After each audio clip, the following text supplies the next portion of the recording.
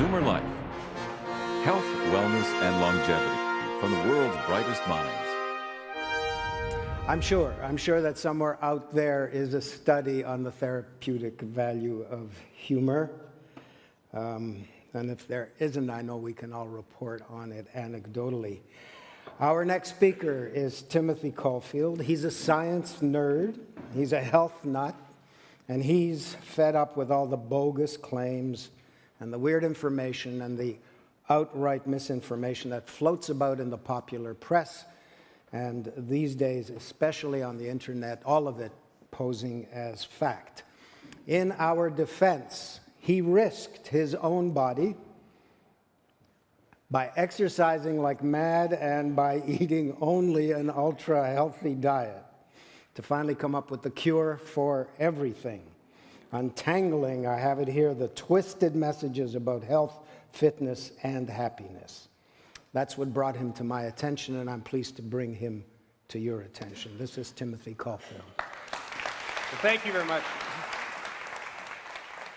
Thank you. It's a real pleasure to be here, and it's a wonderful opportunity to speak to what I think is an interesting audience. I hope that you find what I have to say useful. Now, my book is called The Cure for Everything. I'm a law professor. I'm in the Faculty of Law in the School of Public Health, and I am a science nerd. And so what I tried to do was bring together all the information I could on what makes us healthy. And I wrote this book called The Cure for Everything. And when I speak on it, people think, well, often told me, well, Tim, what is the cure for everything? What is the actual, what is actually needed? And that title was actually meant ironically. It didn't really propose that I was going to come up with the cure of everything. I was making fun of people that said they had the cure for everything. But then I thought, you know what, I am going to, this is post-book, try to identify what I think are the essential elements of a healthy lifestyle. And I came up with 5 things. 5 things. Now, these things are so incredibly obvious that you're going to think you're wasting your time. But I promise you that you're not. 5 things. Now, it's no surprise that we are confused by what we hear in the media, as Moses said. There's so much information out there, and I did put myself through a whole bunch of experimentations. What movie is this? Ah, there you go. Good job. Princess Bride. And there I am getting experimented on. And I, as part of my study, I was really trying to decide what is a healthy lifestyle. And I've come to the conclusion that if you do these 5 things, it'll take you 95% of the way there. The problem is that the media, popular press, popular culture in general is obsessed with the 5%. It's all you hear about is these 5, all these this other noise. And I'm going to argue you can largely ignore all of that if you do these 5 things. Now, it is no surprise, one of the things that I actually study in my day job as an academic is the ways in which science is distorted. And it's no surprise that we are so often misled. It's no surprise that we get so much misinformation because there are all these twisting forces out there.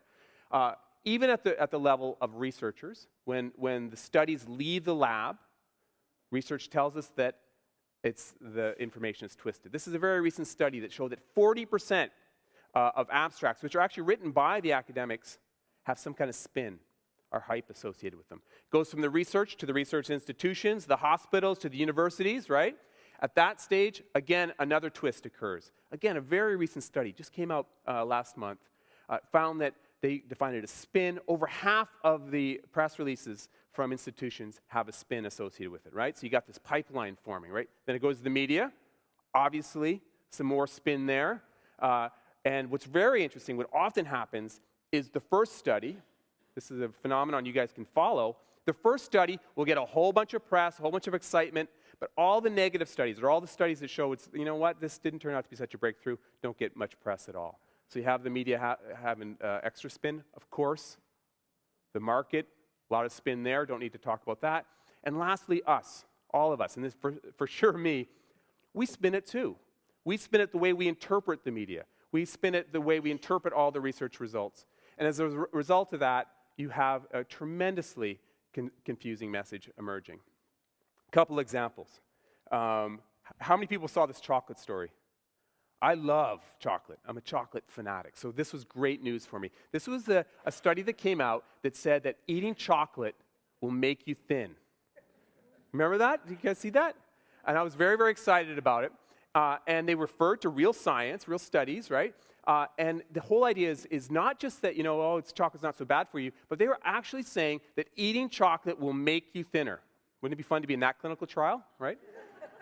So, and in fact, it goes so far to say that chocolate is calorie neutral. It's like eating air, right? Of course, this is absurd. This was an association study, right? And it was good chocolate. Who buys good chocolate, right? More wealthy, educated people. So it's really it's a marker for people that are wealthy and educated, I think. Dr. Oz, God love him. Do you remember this study? Got a huge amount of press. And this was a study that came out that said that if you ate raspberry ketones, they'd zip around your body and burn up the fat, right? Sorry, not true. This is my all-time favorite. Again, a very, very recent one, so it's nice for you guys. Do you remember this study? What great news, right? You can eat chocolate and wine, and you'll be like Gwyneth Paltrow. Drinking wine can help you lose weight. This is a classic example of what I think is a little bit of hype. What was this study on? Does anyone know? Bees. They studied bees. They fed wine to bees. And the bees didn't eat more, so that became a study that if you drink wine, you're good to go. Okay, so it's no surprise that we have all this confusion, and studies have actually shown this. There's a great study that recently came out of the United States that said that Americans find that doing their taxes is easier. They'd rather do their taxes than figure out what to eat and how to stay healthy. I think Canadians would probably say the same thing. So I'm going to tell you what the 5 things are. And again, it's so obvious, you guys, but it's worth repeating. Number 1, and by the way, this is roughly in the order of importance, I think. Number 1, what do you think it is? So obvious. Don't smoke. Obvious, right? But you know what? 17% of Canadians still smoke. And if you lump into that category the people that did smoke or are exposed to smoke, it increases. It's a serious problem, too. Smoking will kill 50% of the people who do it. Very, very serious, right? So smoking, number 1, obvious. Number 2, what do you think number 2 is? Exercise. I heard it. That's right. Exercise. Exercise. And I argue, and there's some debate on this, but I argue that intensity is the most important thing. Getting active is fantastic, but if you're going to get active, I argue you need a little bit of intensity.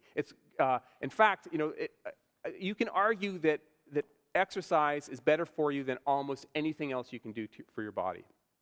I love this quote from England's chief medical officer. Says it easily surpasses the effectiveness of any drug or other medical treatment. So exercise, whether it's walking, you name it, get out there and do it. It's good for so many things, right? It's good for the studies that show it increases your IQ, chronic disease. It's good for sex, memory, mental health, on and on and on.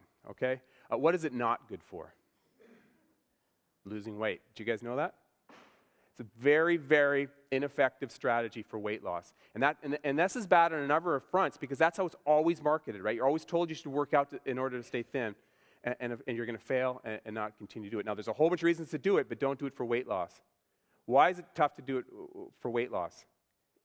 It increases your appetite, right? And also, exercise does not burn as many calories as people think. You have a latte and a muffin, right? That's an hour of hard running. And then the rest of the day, you have to eat less than your body needs. You have to create a calorie deficit. So very, very hard to use exercise as a weight loss technique. But a lot of people don't work out. Most Canadians don't work out. Why? What's the number 1 reason people say they don't work out? Time, right? Time. Studies have shown this over and over again, that people are just so busy, they don't have time to work out. These are studies done both in Canada and the United States. This one done not that long ago in the United States found that only 12% of Americans have time to do things like eat right, exercise. These guys are so busy, they don't have time to floss, right? This is how busy they are. Can't work out. I can't even floss. I'm so busy. Yeah, human beings are very, very busy, but do you believe that? What do people spend most of their time doing? Watching TV, right? The average Canadian watches about 3 hours of TV a day. Mix in their screen time. So yeah, I know everyone's busy. I'm a busy guy. Everyone in this room is busy, but that's hard to buy that excuse. In addition to that, recent research, even some nice research done right here in Canada, has found out that you can actually get the benefits of exercise relatively quickly. And this is through interval training. You guys heard about this? So short bursts of intense working out. Some studies, and I'm not sure if I totally believe this, but some studies say as little as a couple minutes of intense workout. Now, it's not necessarily fun. I've gotten into it. I kind of enjoy it now. But if you do intense working out in a brief amount of time, of course, you have to make sure you're good to go from a health perspective.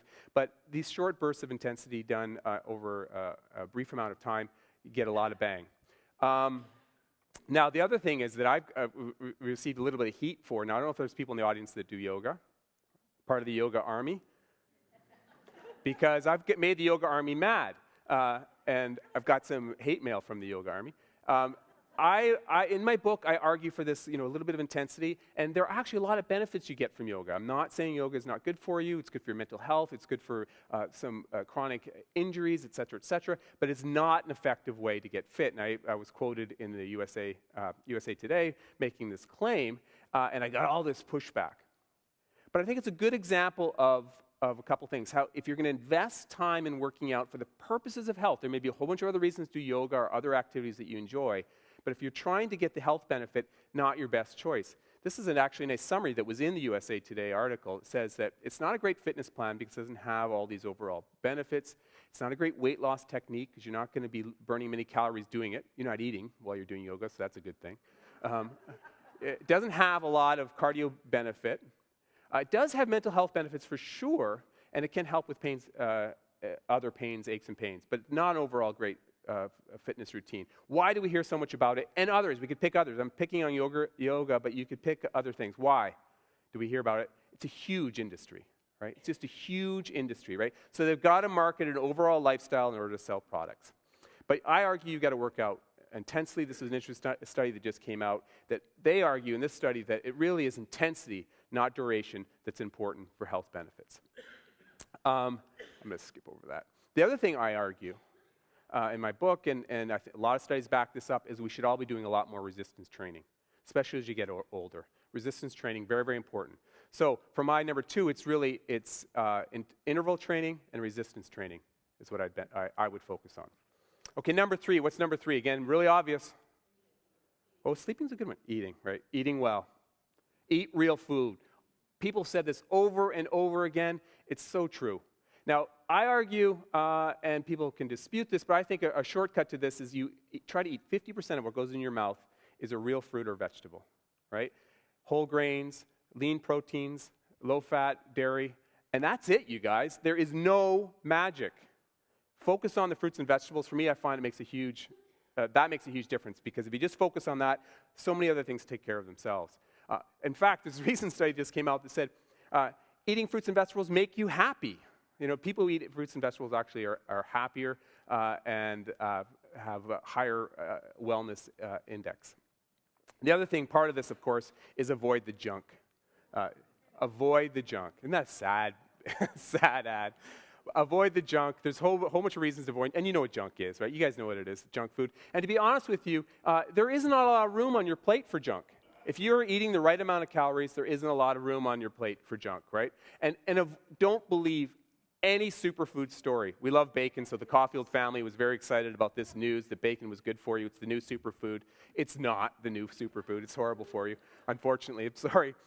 Anytime you see an article that talks about superfood, ignore it. It's not true. Okay, what's number four? And this is the toughest, I think. Weight management. Very, very tough in today's age. But it is important. Here's one of the reasons it's so tough is that we do a terrible job estimating the number of calories that we need to eat and how many we do eat. We underestimate the amount of calories in food by 100%. If you see something and you think it's 400 calories, it's 800 calories. Even experts make this mistake. Fewer than 1 in 10 can correctly estimate the number of calories that you need. Do you know how many calories you need in a day? Even close? And we do a terrible job of even getting an appreciation for our own weight and the weight of our loved ones. And that's why there's this big push all over the world to focus on calories. we really do a terrible job of estimating what we look like, of getting a sense of what we look like. And men in particular are bad at this. Men, we're all shorter, fatter, and uglier than we think. Did you know that if a man tells you he's 5'11", he is for sure 5'10". Men lie by approximately an inch and a bit. I'm talking about height. Here's a great study. Again, it was men. Women, of course, the story is much more complicated. But most of us men think we're much hotter than we really are. This is a hilarious study. It was actually a big study. And us men say we're about a 6 or a 7, right? This is mathematically impossible. Half of you are uglier than the other half, right? Now, my brother, who's a little bit of a physics geek, and he said, look, Tim, that's not really fair. You're assuming that looks are distributed on a bell curve distribution, right? But perhaps there's some really ugly people at the bottom, right, that make room for the better-looking ones, us, right, at the top. Right? So you have these ugly people at the bottom that make room for more 7s and 8s at the top. And we're in Canada, so this is a good demographic to use. So maybe I really am a 7. But then I said to my brother, well, that's not really fair because you have to include all the soccer players and the entire country of Sweden, right? Which, of course, makes me more a 4, maybe a 5. Okay. What is a healthy lifestyle? You've got to figure out how much you're eating. Avoid the needless calories. This was my enemy. Too many M&Ms. I used to eat a big bag of M&Ms when I went to movies. That's 1,200 calories. That's more than half of the calories I eat in a day. So it's really about lifestyle, you guys. It's about portion size. Keep a diet diary. A great tool. Eat breakfast. This is my one diet trick. I always say I'm not going to have diet tricks, but one is avoid liquid calories. I drink black coffee. It's not satiating, so avoid liquid calories. So that's really from a lifestyle perspective. But number 5, what's the last one? I hear sleep saying, and sleep's good. People are yelling sex too.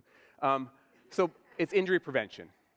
Injury prevention. There are some emerging ones, and this is where I'm putting sleep. Getting good sleep, studies are showing this over and over again is worthwhile, and also stand more often. There's some interesting studies that show that we sit too much, and you're going to be sitting a lot today, but standing throughout the day seems to be also very, very important. So these are emerging ones that might nudge into my top 5 for sure, but I'm sticking with the top 5 for now. The other one is if you're going to pick a diet, it might be the Mediterranean diet. There's increasing evidence that that's beneficial too. But really, you guys, it's about lifestyle. 95% of all the health benefits you're going to get are about not smoking, eating well, eating lots of fruits and vegetables, weight training, as I said, injury prevention. Ignore all this other stuff. The evidence says don't worry about, from a nutrition perspective, don't worry about organic food. Don't worry about supplements. Don't worry about all the gimmicks out there that you hear about fitness again and again and again. Just focus on those, and you're going to be good to go. Now, I have more to say, but I know I'm over time already, and timing is very important for a day like today. I don't want you to miss anything at all. So I'm going to end with this slide, which really is a nice summation, and say thank you very much, and I hope you have a great day. Tim. Moses. Thank you. Thank you. My pleasure. Even though you crushed some of my favorite excuses here, I love Tim's attitude, and I can hardly wait until he opens up a deli, because he sure cuts through the bologna. How old are you? I'm going to be 49 in just a couple weeks. So you are a former or current Masters champion in sprint cycling? Well, I'm provincial champion this year, and I was the World Masters champion. That's right, in Masters Games. Yeah. You're my ideal. You're what I want to be like. Thank you very much. Thank you.